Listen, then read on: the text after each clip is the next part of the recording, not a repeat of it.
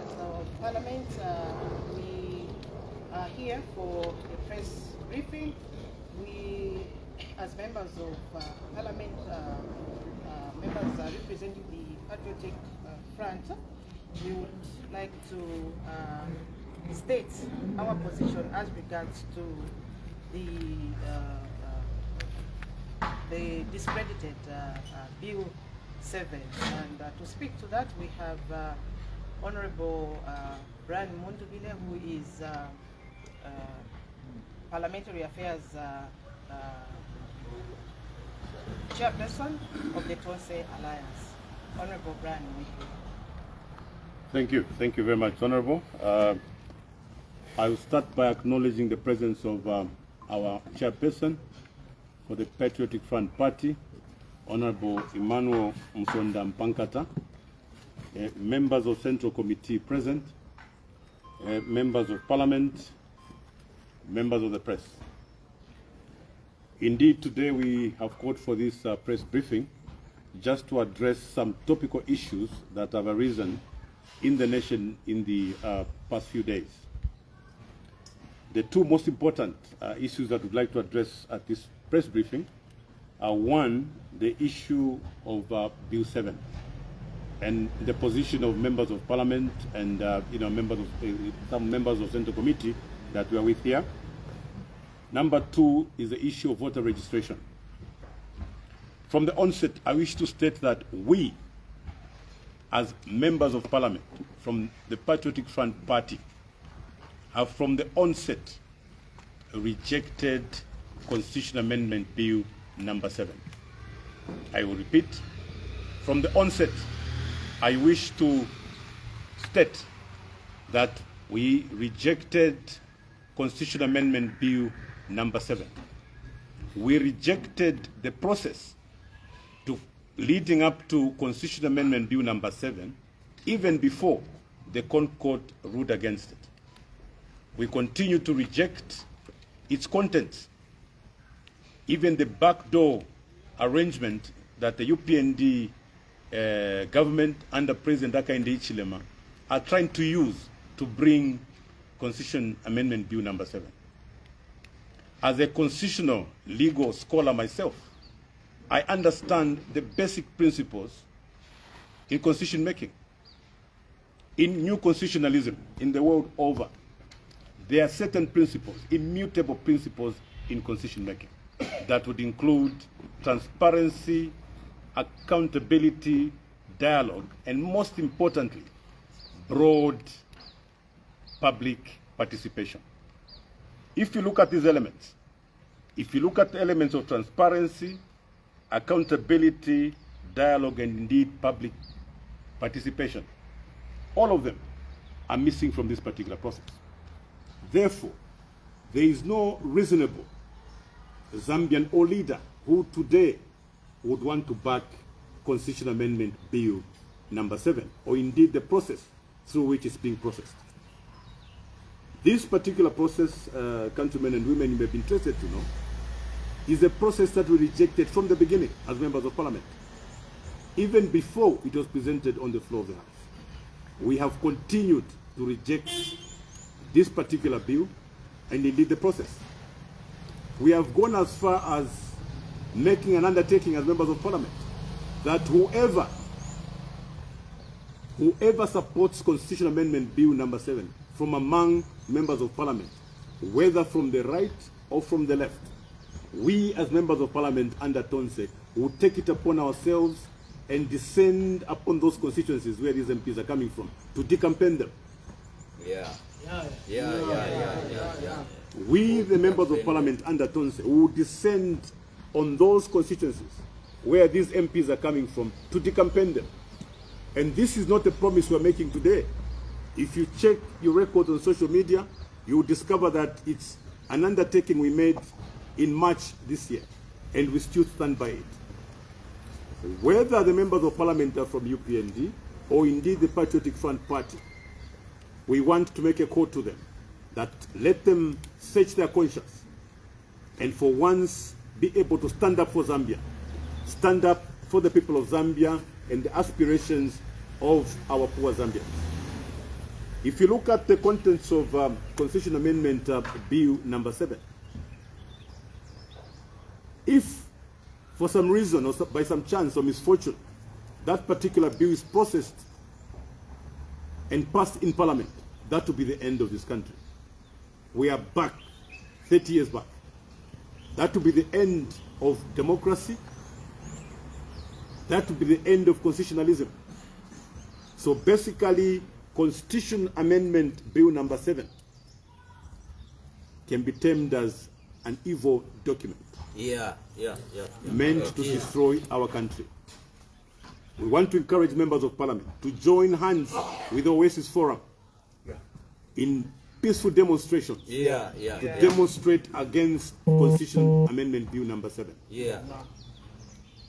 We undertake to join hands with all well-meaning Zambians, including the church, and in this case, the Oasis Forum. Even as they call for peaceful demonstrations on Friday, we want to join them. We will be in the battlefront. To demonstrate to the Zambian people that we stand with them. We stand with the poor Zambians, the many suffering Zambians. We stand with them and ensure that that particular bill does not go through.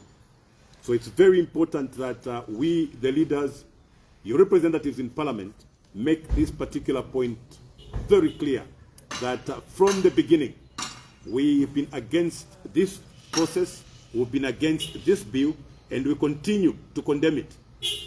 We also want to call upon the so-called experts, some individuals whose names we're able to recognize. These are individuals that maybe graced our lecture rooms when we're students studying constitutional law.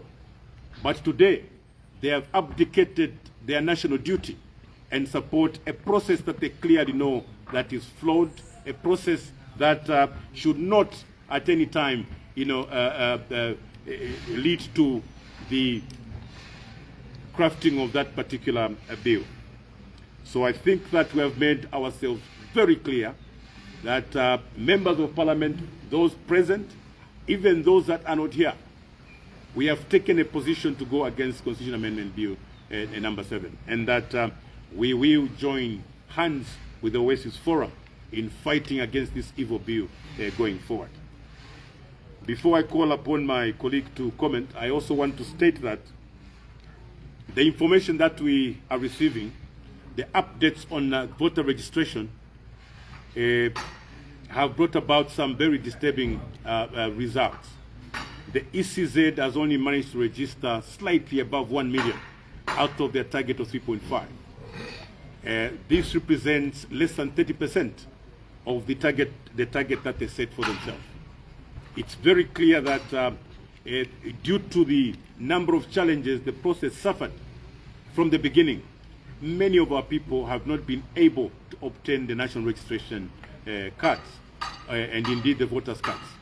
So voting is a very important exercise. It's a very important exercise because it affords citizens an opportunity to exercise their democratic rights. It's therefore important that government should move away from technicalities and ensure that they provide an environment where they capture at least 75% of the voters to participate in next year's elections. It therefore goes that we call upon ECZ to consider yet another extension. Our proposal is that the entire December should be left open for people to register. And ECZ must keep it up to ensure that at least 75% of the voters targeted are indeed captured. We know for sure, having gone around the country to monitor this particular process, that in some cases you found that the National Registration Office was not doing their part in most of these areas. In other cases where you found the National Registration Office doing their part, ECZ had its own problems, including non-functional equipment, among other challenges that they faced. And as a result of that, we are not surprised that the registration exercise has only managed under 30%, given the circumstances.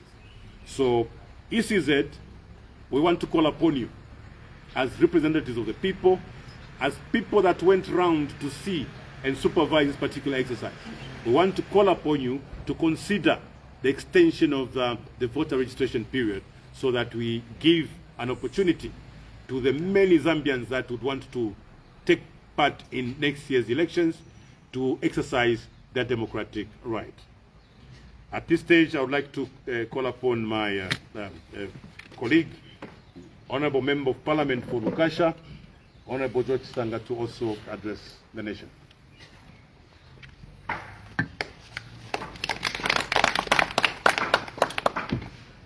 Thank you, Honorable Mundubile, Chairman of the Parliamentary Affairs for Tonse Alliance and aspiring candidate for the Patriotic Front Conference for President of Patriotic Front, which is scheduled for some time in the near future.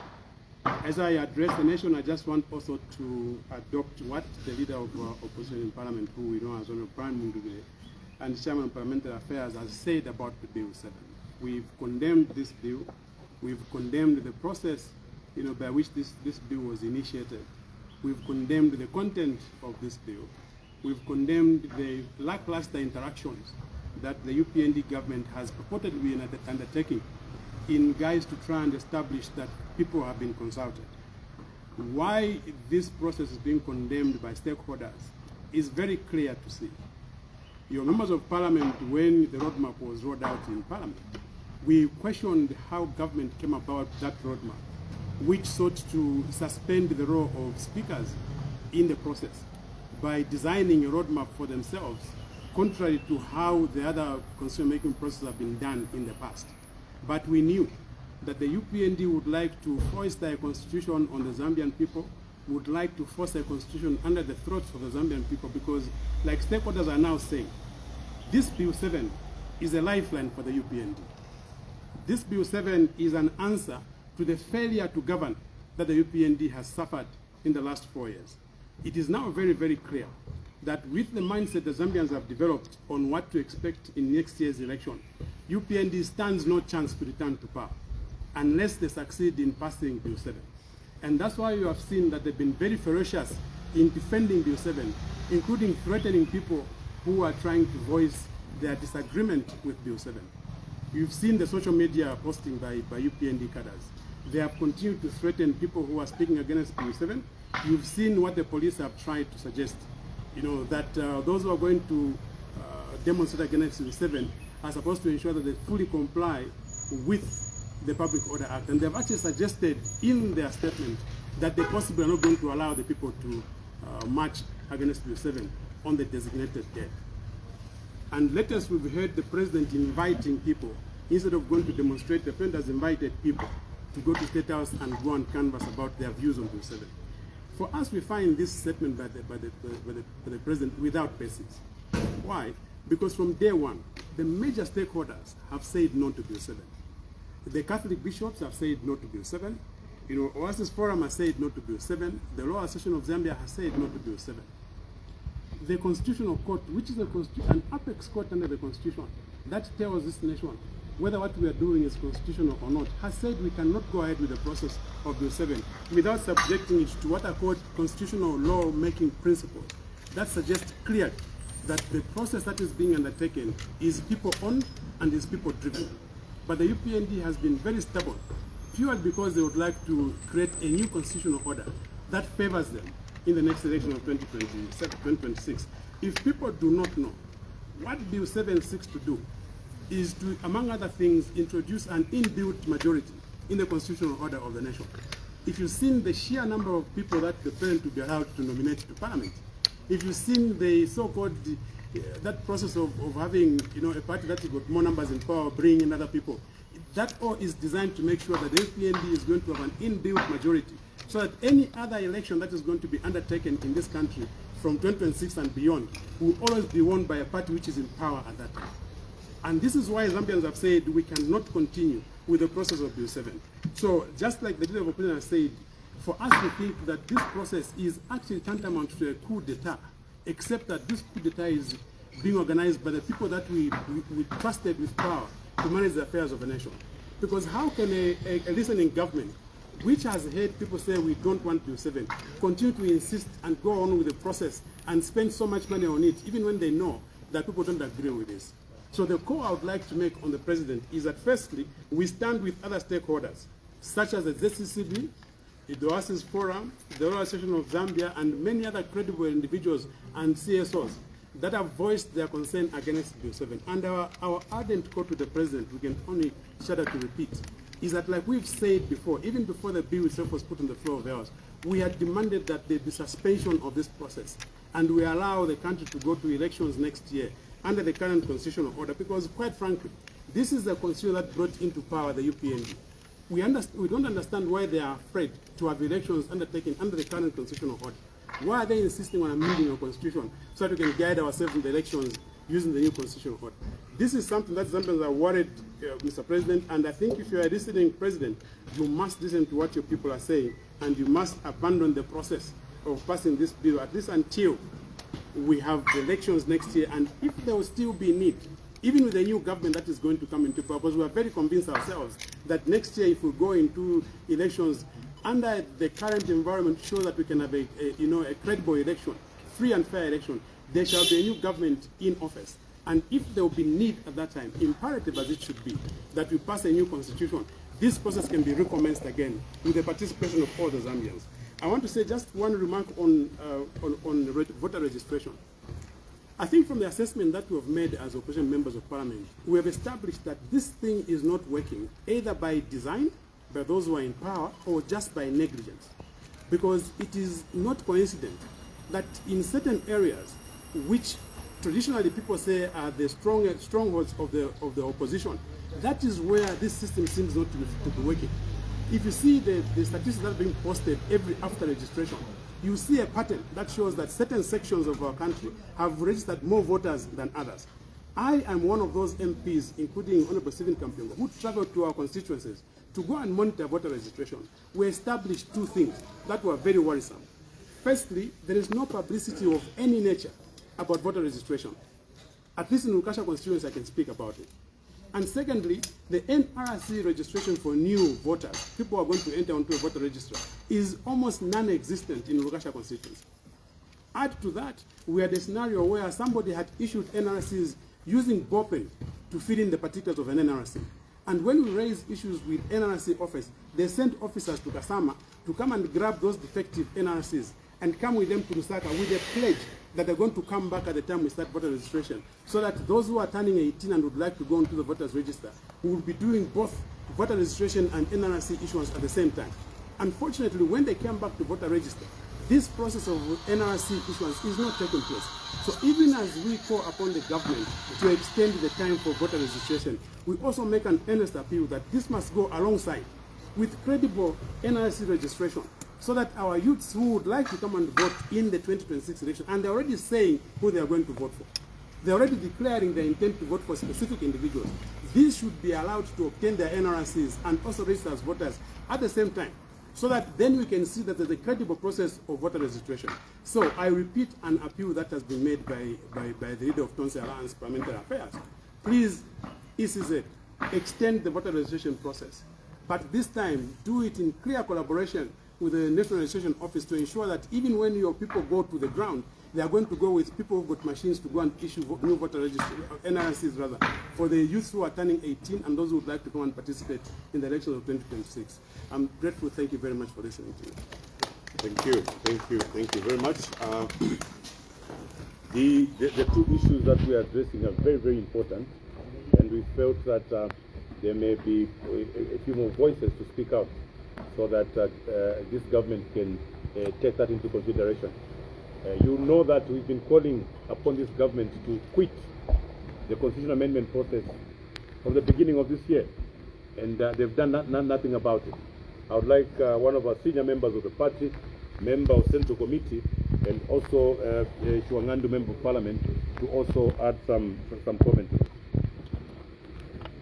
Thank you so much, Honorable Chairperson, Tonse Parliamentary Affairs, and aspiring candidate for the position of President in the Patriot Front. I also appreciate the rest of honorable colleagues who are here. Good afternoon to you, our colleagues from the media. First of all, like my colleagues have stated earlier, our position on the current bill that has been sitting in Parliament without a proper status. Sitting in Parliament has deferred, together with the process of the technical committee which has been going round, which is not anything different from what the Minister of Justice was trying to do earlier, which we condemned, because we saw her traversing the country from one province to another, trying to explain to people about Bill 7, which was termed as consultative process. We condemned that because we knew it was not anchored on anything legitimate. Now, my few comments are that the government's reaction to the Oasis Forum must be condemned by everyone, because the levels of hypocrisy in us politicians is becoming worrisome. Why do I say that? While the Oasis Forum and many stakeholders have remained consistent on the issues of constitutional amendment processes, the politicians are the ones who are switching positions. UPND stood with the Oasis Forum and other same stakeholders during the time PF was trying to push Bill 7 in Bill 10, which was actually more consultative with the legal framework that protected the contents and the processes.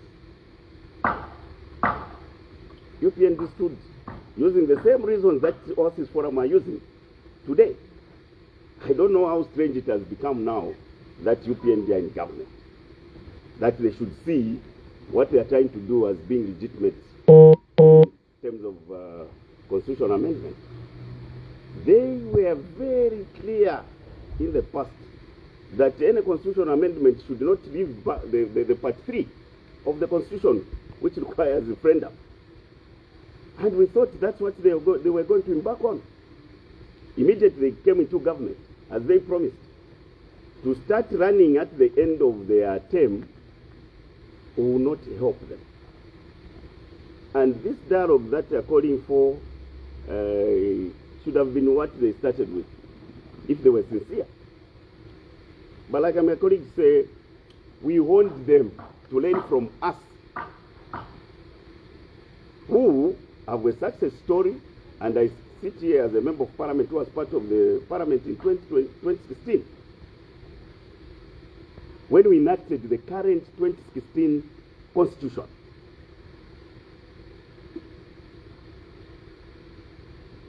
We went into serious dialogue with the then movement for multi-party democracy in opposition. And I'm calling 2 leaders, Honorable Felix Mutati, with due respect, and Honorable Ruben Mutoro P, Minister of Agriculture. These 2 were leaders as members of Parliament between 2011 to 2016. And they were very instrumental in the discussions we had between us in ruling as a ruling party and them as opposition. Mind you, that time we couldn't meet the threshold of constitutional amendment. These 2 leaders and the other senior leaders like Madam Namgara were very instrumental in the discussions as we were instructed by the people at the tail end of the processes of enacting 2016 Constitution. These 2 leaders must help their government they are part of now, because they know what it takes to have genuine dialogue.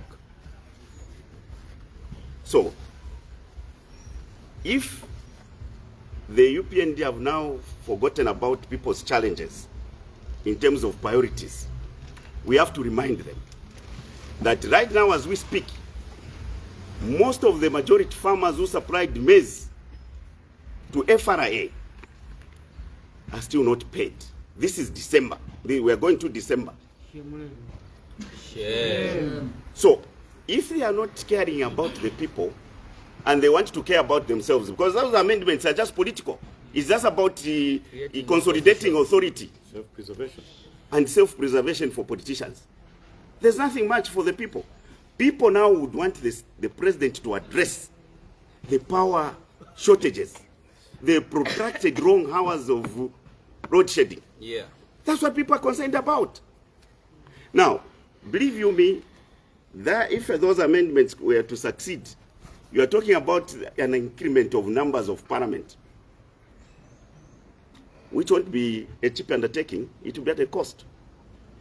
So if government can find money for people to go around, masquerade to be doing consultations, why wouldn't they find money for the people who have supplied maize on credit to FRA? They are walking long distances to go to the banks, only to go back to their villages without money. What kind of government is that? You know how difficult it has become today. There's no power and there's no fuel. For those that depend on fuel on generator sets, they have to look around for fuel, which is also expensive. So what priorities has this government got? The distribution of inputs for poor farmers who would benefit on Farmer Input Support Program, FISIP, is chaotic. Farmers will end up again sharing fertilizer in medals, which has already started from what I'm told, because members have just coming from the constituencies. So these are the priority areas the government should be concerned about. So if people were lastly allowed to demonstrate that time, you saw UPND cadres, youths and whatnot demonstrating against Bill 10. Why shouldn't people express themselves now? Why shouldn't people express themselves now? In any case, these people are saying it will be peaceful. They are not going to demonstrate in a violent way. It's provided for in the Constitution. And all the police are supposed to do is to engage the organizers of these processions to understand how they are going to be marshaled. And they've requested to go to the highest office. And if the president has agreed to dialogue with them, why don't we get the procession and then open the State House, then go and dialogue? Because why people are calling for that is the kind of arrogance that they've seen from their government. The court rules on the Bill 7.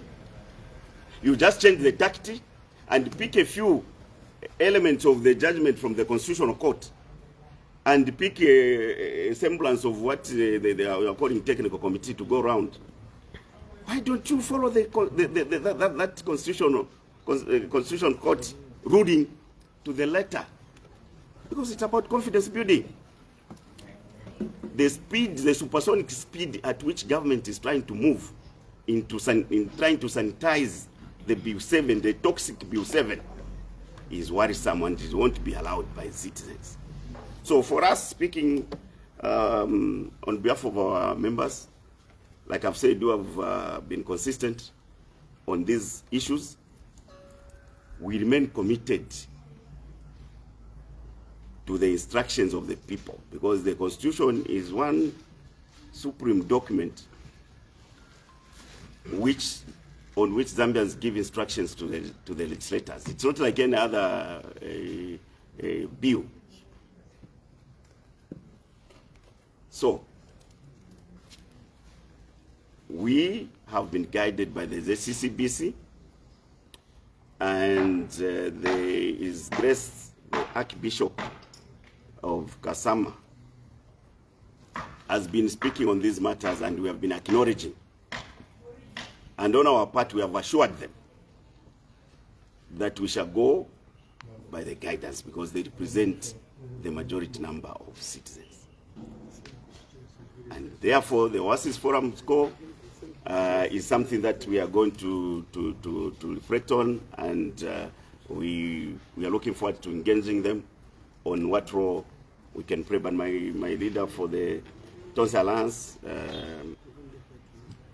parliamentary committee has already spoken to that aspect. Only to assure Zambians that there is no amount of cohesion at this juncture, we will sway the majority members of parliament belonging to Patriotic Front and the well-meaning independent members of parliament to change their position insofar as the Bill 7 and this technical committee, because we have picked it that they want to hush even before we adjourn, get the report from the technical committee and work. I don't know whether they are going to work on a quick draft bill which should be brought to Parliament before we adjourn. But again, it's too late, and the government should listen to the people. Government is failing the people by not being consistent themselves. So Zambians must be assured that we, their representatives, are much more concerned about the issues that are affecting them on the daily basis. Even our mothers in Almangonomics has not come to anything. The cost of living for you citizens has become very high. Earning a living now is just talk. If I look at those of you sitting in front of me, I know how much it is difficult for you to even do your work. So that's what I thought I could add on in to what my colleagues have said, and thank you very much. Thank you so much, Honorable Kampiongo, for speaking to the use of Bill 7, as well as the hardships that farmers are facing. We'll now call upon Honorable Tsanga to give concluding remarks. Yes, thank you. As I hand over to Comrade Tsanga, there are stories of some MPs having accessed some money in support of Bill 7. I want to make a call. As a chairperson for the Tonse Alliance, if there is any MP who has collected any money in support of Bill 7, take back that money to the EPND. If there is any MP, it does not matter whether it's 3 million, 200,000, 100,000. If you are a member of parliament and you have collected any money from the UPND so that you support Bill 7, please take back that money. That money belongs to the poor people. The farmers today are not paid. Where is your conscience? You receive 3 million as an individual through corruption from the UPND government, from President Hakainde Hichilema's government. They should pay you 3 million kwacha at the expense of farmers. Can you please take back that money? You come to parliament in your representative capacity, not to come and enrich yourselves, aggrandize at the expense of those that voted for you. So it's a call on all honorable members of parliament who are out there busy banking money, corrupt money from the UPND in support of Bill 7. That is evil. Old women and men are spending nights at FRA depots. Women are sleeping at FRA waiting to be paid. Small amounts of money. Some are owed 10,000, 20,000, 50,000. And today, as a member of parliament who has got allowances, he's got a salary, you must get money that belongs to the Zambian people. Evil money that is given to you in support of an evil bill. That's very shameful. You do not deserve to be a people's representative.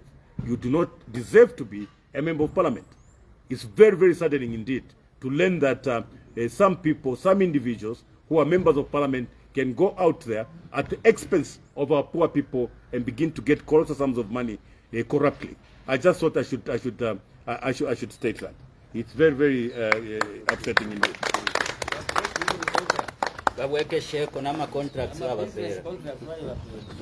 Yes, I'm told they even have contracts.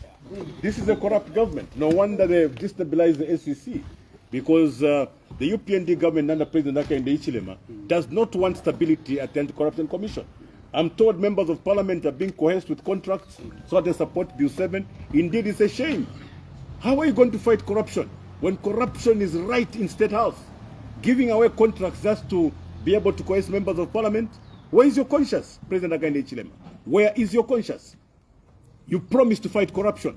Today, all we hear is that members of parliament are being coerced. Very, very sad indeed.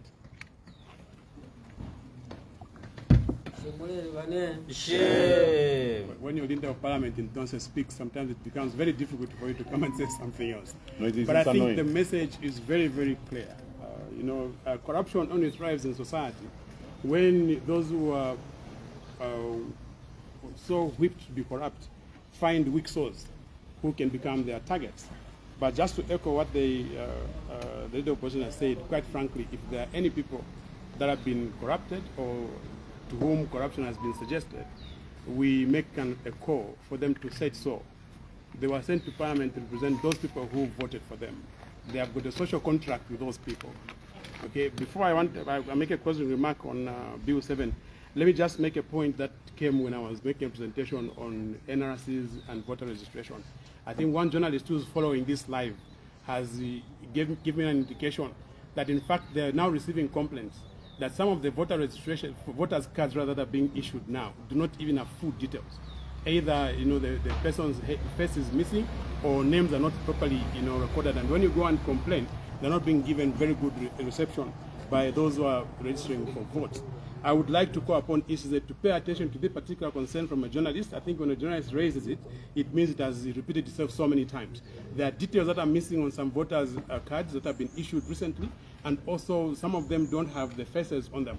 This is the responsibility of the ECZ, and it also just goes to justify the call we have made, that we must extend this process, possibly make it ongoing until the end of December or even until the end of January, to make sure we capture as many people as possible ahead of this decisive election of 2026. I was also being asked so many questions by the journalists since morning when we got word of what Dr. Shua said on KBN yesterday, that there are some MPs who have been bribed or to whom it is being planned to bribe by paying them 3 million kwacha. I wasn't able to answer to those who called earlier in the morning. I thought I should first find out from my leadership and also from my colleagues on what answer to provide to this. But I've now been given the permission to answer, and I'm going to respond to those who had raised that issue in the morning. The first thing we would like to say is, as a Patriotic Front leadership, we respect Dr. Sishua. We respect him as a scholar. We also respect him as an individual who's well-intentioned on every matter that he speaks about concerning the governance of this nation. I think he does whatever he does from a standpoint of love to the nation. And this is why when such a person makes a statement that creates allegations against you, you begin to get concerned. And this is why partly you've seen these members come here. I think we've come to voice our position very clearly, that we belong to that class of members of parliament who cannot sell for anything. We have some of those principled members of parliament who understand our constitutional mandate. We are members of parliament who took an oath to protect this constitution, and we've demonstrated this from day one in parliament. The first time we were suspended in this parliament is when we stood up to defend the constitution.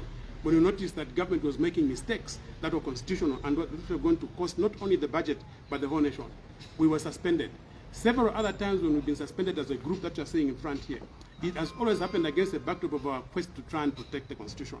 We continue with that same responsibility of making sure that we protect the constitution, and this is why we have stood very firmly against Bill 7. I can say with conviction that those members of parliament who are under the control of the real leadership of a Patriotic Front in the House and at party level, and not some of those that Dr. Shua would have mentioned if he was going to mention a name, who have accepted a bribe or who are planning to accept a bribe from UPND, to support Bill 7. And because Dr. Shua is our colleague, I think I take it on behalf of all the members of parliament that we can engage him. We intend to continue engaging him to find out if he can be kind enough to disclose even those names of people that have accepted bribes to support Bill 7. So to begin the work that the leader of Tonse Alliance in Parliament has said, we'll go to the constituencies and go and speak to their people and say, the person you gave us to go and work with in Parliament has betrayed you, has sold you for 30 pieces of silver, just like that person in the Bible did to the Son of God. But we want to make it very categorical that there are members of Parliament who are upright. In fact, I can even say we are even speaking to our colleagues, the independents, and those who belong to the UPND, who we know believe in the duties that they have under the Constitution, and who we know that their duty is larger beyond the political party, in a bid to convince them that if indeed there's going to come a time when we're going to vote on Bill 7, we will not vote in favor of this bill. We, and I was told by my colleagues, are even prepared if need arises to sign social contracts of ensuring that we let the Zambians know that we do not support this nefarious bill that is intended to change our constitutional order from the way we've known it since we got independent. We cannot sell for anything, not even 3 million kwacha can buy you anything. Like leaders here have said, many people are expecting to be paid. We cannot begin to compromise our responsibility under the Constitution. So I speak in defense of these members, and we're prepared to engage even further with all the stakeholders. Our next stop will be the Oasis Forum. We want to renew this partnership with them to make sure that the nation knows that we stand with them on the fight against Bill 7. Thank you very much. Thank you so much, our senior members of parliament, for stating our position as Opposition Patriotic Front members of parliament on the credited bill, disrespected Bill 7 and other issues affecting the nation. It's now time for questions, points of clarification, comments from our colleagues, the media. Please state your name and the media house where you're coming from.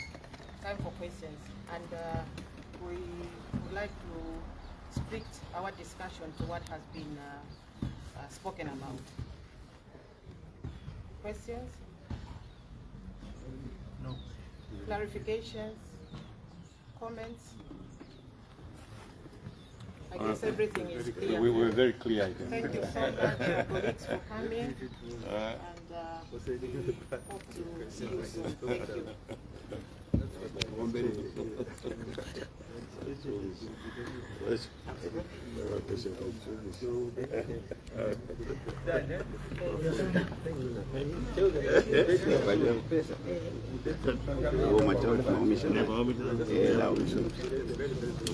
you.